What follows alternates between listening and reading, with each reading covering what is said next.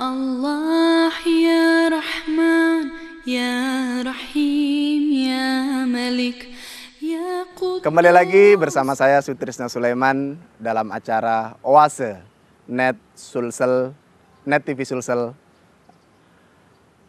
Kembali lagi kita akan membahas tentang apa yang harus kita siapkan di dalam beramal kepada Allah Subhanahu wa taala.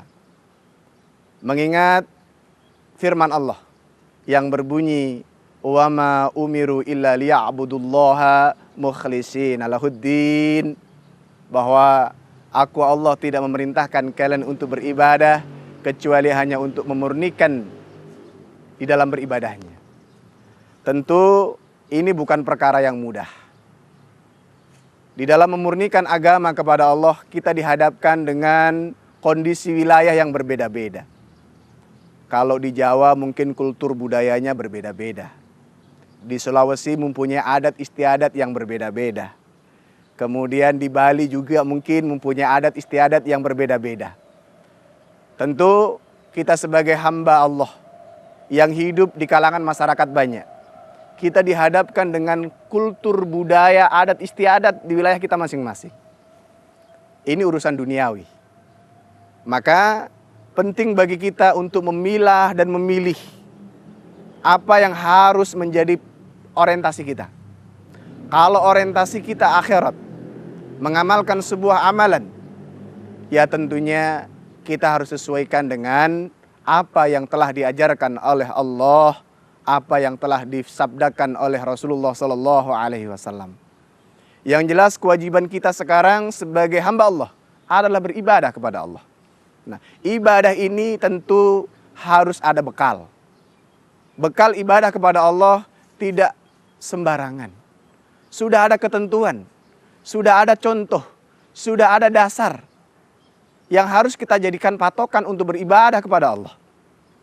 Kita nggak bisa mengamalkan ibadah kepada Allah sembarangan.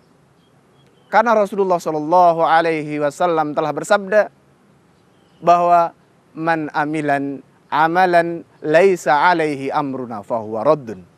Barang siapa yang mengamalkan suatu amalan, salatnya, hajinya, zakatnya, man amilan amalan solihan, man amilan amalan laisa alaihi amruna fahuwa raddun, kemudian tidak sesuai dengan apa yang diperintahkan oleh Allah, tidak sesuai dengan apa yang dicontohkan oleh Rasulullah, fahuwa raddun, maka akan ditolak. Tentu bukan keinginan kita untuk mengamalkan sesuatu kemudian di hari kemudian ditolak oleh Allah, bukan keinginan kita. Maka kewajiban kita harus bagaimana mempersiapkan diri kita untuk bisa memurnikan agama Allah. Nah, Rasulullah Shallallahu Alaihi Wasallam sudah memberikan bayangan kepada kita, sudah memberi kisi-kisi kepada kita bahwa di dalam urusan akhirat kita harus berorientasi, harus mempunyai dasar hukum yang jelas, yaitu berdasarkan dengan apa yang disabdakan oleh Rasulullah Sallallahu Alaihi Wasallam.